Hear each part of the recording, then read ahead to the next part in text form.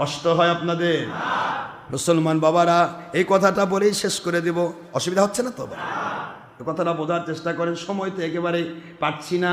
শুধু এটুকু বলি, মন খারাপ হচ্ছে আপনাদের না? বলে দিই, হযরতে আল্লাহর ওলি, নাম তার চিশতিয়া তরিকার ইমাম মুঈনুদ্দিন চিশতি আজমেরি সানজারি রাহমাতুল্লাহ আলাইহি। আল্লাহর ওলি বলতেছিলেন, তার কিতাবে নিজে লিখেছেন। তাকে কি ছোট মনে করেন না বড় মনে করেন? বড় আল্লাহর ওলি। মুসলমান কি আল্লাহর ওলি আমি বোঝাবো পরে ইনশাআল্লাহ, তার জীবনী একটু বলবো, ঠিক আছে তো? আজকে না। আল্লাহর ওলি কেমন ছিলেন তা আমি পরে বলবো। আজকে শুধু এইটুকু বলি, যার চেহারার দিকে তাকায়া 90 লক্ষ মধ্যে 1 কোটি হিন্দু মুসলমান হয়, আর আমার বাংলার সমস্ত বড় বড় হামিনের বাসিওয়ালা এদের কুফরি কথা শুনে মুসলমান বেঈমান হয়ে যায়। বোঝার চেষ্টা করবেন, একটু চিন্তা করেন, ভাবনা করুন, কত বড় আল্লাহর ওলি। তার কিতাবে লিখলেন, আনিসুল আরওয়া কিতাবের মধ্যে তিনি লিখলেন, আমি দেখতে পাইলাম আমার পীর সাহেব আল্লাহর ওলি, নাম তার ওসমান হারুনি রহমতুল্লাহি আলাইহি। ওনার একজন খাদমতগার ছিল, খাদেম ছিল। খুব খেয়াল করেন, খেদমতগার ছিলেন, খাদেম ছিলেন। আমার ওসমান হারুনি রহমতুল্লাহ আলাইহির কে কথা কোনে দেন, খাদেম ছিলেন। এই কথাগুলি তাসাউফের কথা, শরীয়তের মুন্সিরা হয়তো বুঝবে না, উল্টাপাল্টা কইতে পারে। মুঈনুদ্দিন চিশতি রহমতুল্লাহ তুলে ধরেছেন, যার কারণে বলছি, এটা আবার অন্যদিকে নেবেন না। তিনি বলতেছিলেন, খাদেম সাহেব আমি নিজে দেখেছি অনেক গুনাহ করেছে। কি করেছে? ইন্তেকাল হয়ে গেল।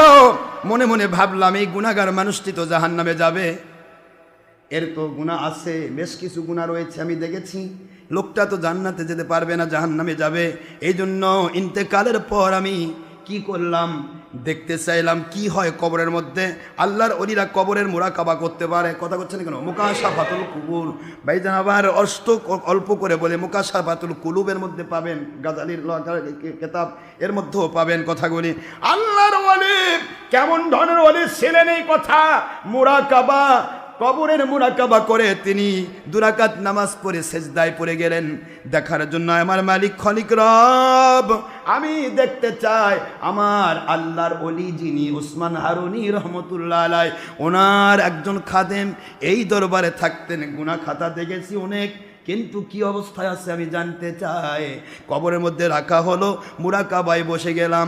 মুরাকাবার ভিতরে আমি মুঈনুদ্দিন রহমতুল্লাহ আলাইহি তিনি বলতেছেন, আমি দেখতে পেলাম, কি দেখতেছি, এই আমার আল্লাহর ওলি ওসমান হারুনির যখন এই খাদেমকে যখন কবরে রাখা হলো, সবাই যখন বিদায় হয়ে গেল, মুরাকাবার হালতে আমার মালিক খলিক রব আমার দৃষ্টিটা কবরের দিকে নিবদ্ধ করে খুলে দিলেন।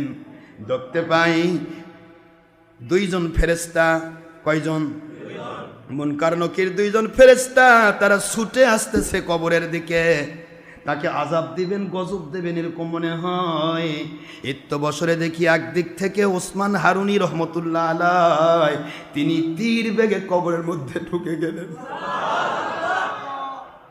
আমার গল্প নয়, মুঈনুদ্দিন চিশতি রহমতুল্লাহ আলাইহির গল্প।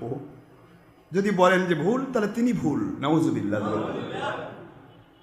আল্লাহর ওলি বলেন, আমি কি দেখতে পেলাম, আমার জীবনীতে আমি লিখে গেলাম আমার ওলির কারামত। কত বড় দরজার ওলি ছিলেন ওসমান হারুনি রহমতুল্লাহ আলাইহি। আমি লক্ষ্য করে দেখি, একদিক থেকে 2 জন ফেরেশতা আসতেছে, আরেক দিক থেকে আমার হুজুর ওসমান হারুনি রহমতুল্লাহ আলাইহি ঢুকলেন কবরের ভিতরে। ঢোকার পরে বলতেছে, এমন কারণ কি আমার ভক্ত খাদেম যিনি গুনাহ খাতা থাকতে পারে, কিয়ামতে আমার আল্লাহর সাথে আমি কথা বলবো, কিন্তু কবরে আযাব দেওয়া যাবে না। আল্লাহু আকবার বলে।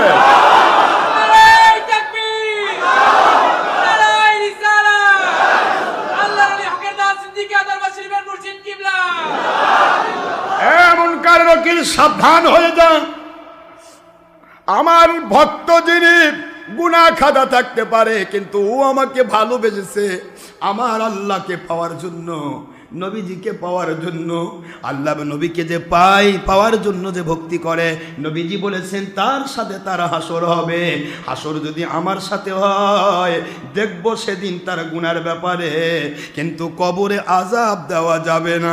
মুহূর্তের মধ্যে আল্লাহর কুদরত থেকে আওয়াজ আসতেছে, রে মুনকার নকির সাবধান, আমার ওলি যা বলেছে তাই আমি কবুল করলাম, তার কবরে প্রশ্ন উত্তরের দরকার নাই।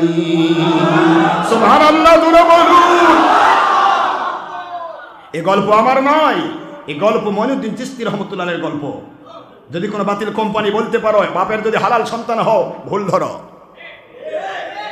মঈনুদ্দিন চিশতি কে? তোমার মতো ডেয়ার ব্যাটারি মুন্সি? মঈনুদ্দিন চিশতি রহমতুল্লাহ তিনি, যার ইন্তেকালের পরে মাথায় সোনালী অক্ষরে লেখা উঠেছিল, হাদা হাবিবুল্লাহ মাতা ফি হুব্বিল্লাহ, ইনি আল্লাহর বন্ধু, আল্লাহর মহব্বতের মধ্যে ইন্তেকাল করেছেন। সুবহানাল্লাহ। তোমার সার্টিফিকেট কোথায়? ওসমান হারুনি রহমতুল্লাহি আলাইহি তার একজন খাদেমের ব্যাপারে যদি কবরে এই হয়, আখেরি নবীকে চিনে না কবর। আমি নবীর মেয়েকে চিনি না, কবরে কথা বলার হিম্মত রাখে? হাসান হোসেনের মাকে চিনি না। আস্তাগফিরুল্লাহ, নাউযুবিল্লাহ। আল্লাহ পাক বোঝার তৌফিক দান করুন। এই সমস্ত হেমেনের বাসিওয়ালাদের বাসি ভাজে এই সমস্ত কথা শুনে, এদের কথাগুলি শুনে নিজের ঈমান ধ্বংস করবেন না মুসলমান। খেয়াল করবেন যে তারা কি বলছে, পাত্রে আছে যা ঢাইলে পড়বে তা। এদের মহব্বত শুধু দলের দিকে, এদের মহব্বত আল্লাহ এবং নবীর দিকে নেই। এটা নবীর মর্যাদা বোঝে না। আমি হেমেনের বাসিওয়ালাদেরকে একটি কথা বলতে চাই, তোমরা কি সূরা কাউসার কোনোদিন পড়ো নাই? না কপালে কোনোদিন কাউসার পড়াও জোটে নাই? মিথ্যা ছলচাতুরি করে কোরআন সামনে নিয়ে তাফসীর করো, কোরআন আয়াত পড়ো আর মানুষকে শোনাও আমি কোরআন খুব বুঝি। একটা আয়াত ধরলে তোর মাথা ঘেমে যাবে। কি করে তুমি বলো কবর বলে মুহাম্মদ সাল্লাল্লাহু আলাইহি ওয়াসাল্লামের মেয়েকে চিনি না? ইন্না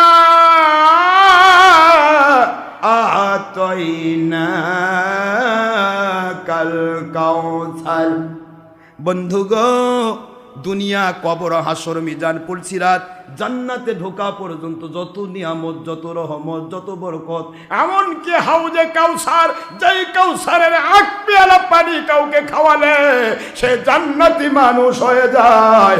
ও নবী, ওই হাউজে কাউসার সহ সকল নিয়ামত আমি আল্লাহ আপনাকে দান করলাম।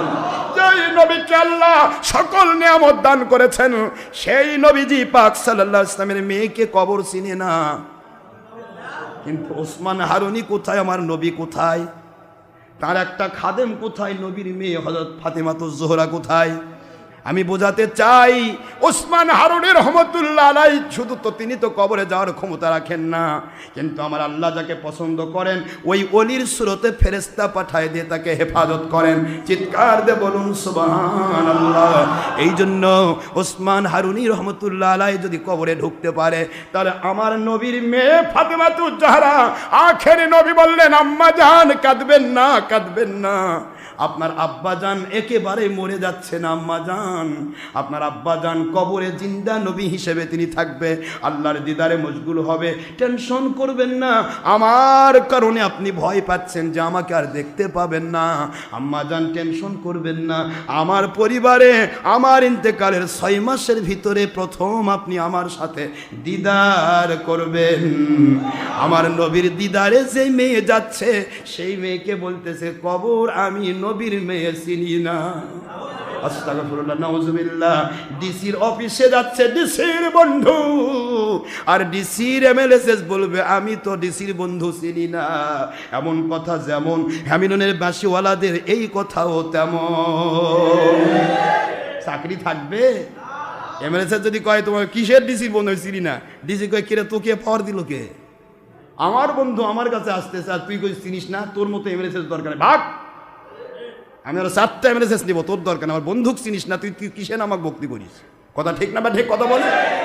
কবর বলে নবীর মেঘ চিনে না। আস্তাগফিরুল্লাহ, নাউযুবিল্লাহ। মহান আল্লাহ পাক আমাদের সবাইকে আল্লাহর সন্তুষ্টির পক্ষে কবুল করুন, সবেন আমিন।